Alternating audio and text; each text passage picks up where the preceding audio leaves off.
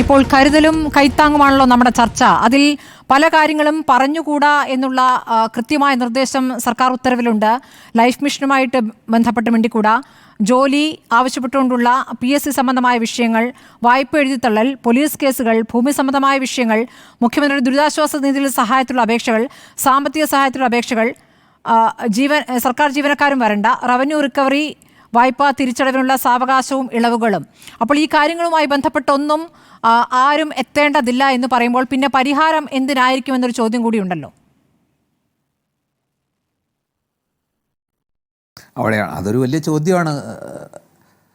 അതാണല്ലോ ഏറ്റവും പ്രധാനപ്പെട്ട ചോദ്യം. ഈ പറഞ്ഞ 11 വിഷയങ്ങൾ മാറ്റി നിർത്തിയാൽ സാധാരണ ജനങ്ങൾക്ക് ഈ പറഞ്ഞ പോലെ പിന്നെ എന്താവശ്യങ്ങളാണ് പ്രധാനമായിട്ടുള്ളത്? റേഷൻ കാർഡ് മാറ്റി കിട്ടേണ്ട ആവശ്യം, അതുപോലെ തന്നെ നേരത്തെ ജയിക്ക് ചൂണ്ടിക്കാണിച്ചതുപോലെ ഭിന്നശേഷിക്കാർക്ക് വല്ല മുച്ചക്ര വാഹനങ്ങൾ, അതുപോലെയുള്ള അത്തരം സഹായങ്ങൾ ഒഴിച്ച് ബാക്കി ജെനുവിനായിട്ടുള്ള വിഷയങ്ങളൊന്നും ഇതിൽ ഉന്നയിക്കാൻ പറ്റുന്നില്ല. ആളുകളെ സംബന്ധിച്ചിടത്തോളം ഉള്ള പ്രധാന പ്രശ്നങ്ങൾ, ഇപ്പോഴത്തെ പ്രശ്നം ഭൂമി തരം മാറ്റലൊരു വലിയ പ്രശ്നമാണ്.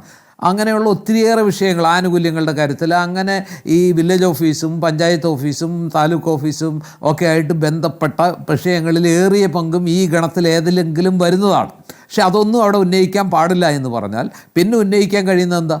അതാണ് പ്രശ്നം. പിന്നെ ഏതൊക്കെ ഉന്നയിക്കാം എന്ന് ചോദിച്ചാൽ ഇത്തരം കുറേ കൂടി ചെറുതായിട്ടുള്ള ജെനുവിനായിട്ട് അല്ലാത്ത കാര്യങ്ങൾ, അത്രയൊന്നും പ്രധാനപ്പെട്ടതല്ലാത്ത, അധികം കുരുക്കില്ലാത്ത, വളരെ എളുപ്പത്തിൽ ചെയ്തു കൊടുക്കാൻ കഴിയുന്ന കുറച്ച് കാര്യങ്ങൾ. അതുകൊണ്ടാണ് ഞാൻ വിചാരിക്കുന്ന ഒരു താലൂക്കിലാകപ്പാടെ 250 അപേക്ഷ വരുന്നു, അല്ലെങ്കിൽ 500 അപേക്ഷ മാത്രം കിട്ടുന്നതിൻ്റെ കാരണം ഈ 11 ഇനങ്ങൾ ഒഴിവാക്കിയതോടുകൂടി പിന്നെ പരാതിയുടെ ആവശ്യമില്ല. വളരെയേറെ പരാതികൾ അതോടുകൂടി ഇല്ലാതാകുകയാണ്. അത് അങ്ങനെ ഒരു നിയന്ത്രണം വെച്ചാൽ തന്നെ ആ ജനുവിൻ ഈ അദാലത്തിൻ്റെ യഥാർത്ഥ ഉദ്ദേശം നഷ്ടപ്പെടുകയല്ലേ? തിരഞ്ഞെടുപ്പിൽ ഗുണം ചെയ്തിട്ടില്ല എന്നുള്ളത് നമ്മൾ ലോക്സഭാ തെരഞ്ഞെടുപ്പിൽ കണ്ടതാണ്. അപ്പോൾ അതിനുശേഷം ഇപ്പോൾ ഇങ്ങനെ ഒരു തീരുമാനത്തിലേക്ക് പോകുന്നത് അതിൽ സംഭവിച്ച പിഴവുകൾ കൂടി പരിഹരിച്ചുകൊണ്ടുള്ളൊരു നീക്കമായിരിക്കില്ലേ സ്വാഭാവികമായി? ഇനി തദ്ദേശ തെരഞ്ഞെടുപ്പ് വരികയാണ്, അത് കഴിഞ്ഞ നിയമസഭാ തെരഞ്ഞെടുപ്പ് വരുന്നു. അപ്പോൾ വീണ്ടും പിഴവ് ആവർത്തിക്കുക എന്നുള്ളത് അങ്ങനെ അവരവൻ്റെ കുഴി തോണ്ടുന്ന ഒരു തീരുമാനത്തിലേക്ക് പോകില്ലല്ലോ. അതിലെ പ്രശ്നം എന്താണെന്നറിയോ?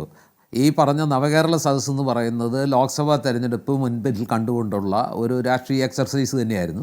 അതത്ര വലിയ തെറ്റാണെന്നൊന്നും പറയാനും പറ്റില്ല. ഒരു സംസ്ഥാന ഗവൺമെൻറ്, സംസ്ഥാനം ഭരിക്കുന്ന ഒരു സർക്കാരിന് ഒരു പ്രധാന തെരഞ്ഞെടുപ്പ് ലക്ഷ്യമിട്ടുകൊണ്ട് ജനക്ഷേമകരമായ പ്രവർത്തനങ്ങൾ ആവിഷ്കരിക്കാനും ജനങ്ങളെ ആകർഷിക്കുന്ന പദ്ധതികൾ നടപ്പാക്കാനും ഈ പറഞ്ഞ പോലുള്ള സദസ്സുകളോ മറ്റതുപോലുള്ള പരിപാടികളോ ഒക്കെ നടത്തുക. ഇപ്പോൾ UDFൻ്റെ കാലത്ത് അവർ ചെയ്യുന്നത് ഇത്തരം ചില ലക്ഷ്യങ്ങളൊക്കെ വെച്ചുകൊണ്ട് തന്നെയാണ്. അതൊന്നും ഒരു തെറ്റൊന്നും അല്ലാതെ അവരുടെ അവകാശമാണ്, അത് ചെയ്യട്ടെ. പക്ഷേ അങ്ങനെ ചെയ്തിട്ട് അതിൻ്റെ ഉദ്ദേശങ്ങളായിട്ട്, ലക്ഷ്യങ്ങളായിട്ട് വളരെ കൊട്ടിഘോഷിച്ച കാര്യങ്ങൾ 6 ലക്ഷത്തിലധികം പരാതികൾ വരുന്നു, അതിൽ 5.5 ലക്ഷത്തിലധികം പരാതികൾ തീർപ്പാക്കി എന്ന് പറയുന്നു. പക്ഷേ യഥാർത്ഥത്തിൽ തീർപ്പാക്കി, പക്ഷെ പരിഹാരമായോ എന്നുള്ള ചോദ്യം വരുന്നു. ഇപ്പോൾ അത് ലോക്സഭാ തെരഞ്ഞെടുപ്പിൽ അതിൻ്റെ ഗുണം ചെയ്തില്ല എന്ന് എനിക്കും അറിയാം, ജയിക്കിനും അറിയാം. ഉദ്ദേശിച്ച പോലുള്ള ഒരു ഗുണം അതുകൊണ്ട് ഉണ്ടായില്ല. അവർ പ്രതീക്ഷിച്ച ഒരു രാഷ്ട്രീയ ഫലം അത് ചെയ്തുമില്ല. ഇപ്പോൾ ഇനി തദ്ദേശ ഭരണ തെരഞ്ഞെടുപ്പ് വരുന്നു, നിയമസഭാ തെരഞ്ഞെടുപ്പ് വരുന്നു. അതിൻ്റെ ഒരു അനുബന്ധമെന്നോണം, തുടർച്ചയെന്നോണം ഇപ്പോൾ വീണ്ടും അദാലത്ത്, കരുതലും കൈത്താങ്ങും പദ്ധതിയായിട്ട് വീണ്ടും താലൂക്ക് തലത്തിൽ അദാലത്തുകൾ നടത്തുന്നു. ഈ അദാലത്തിൻ്റെ ലക്ഷ്യം എന്താ? ഇമ്മീഡിയറ്റ് ആയിട്ട് ഇനി 1 വർഷം കഷ്ടിച്ചേ ഉള്ളൂ ത്രിതല പഞ്ചായത്ത് തെരഞ്ഞെടുപ്പിലേക്ക്.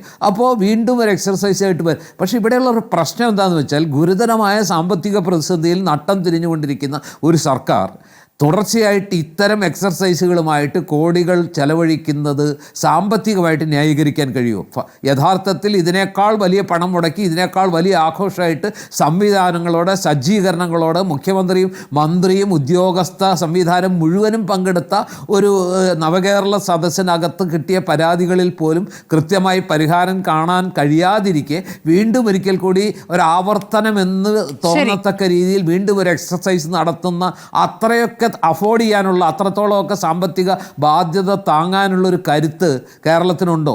യഥാർത്ഥത്തിൽ ജനങ്ങൾക്ക് ഗുണം ചെയ്യുമെങ്കിൽ അദാലത്തല്ല എന്തും നടത്തട്ടെ.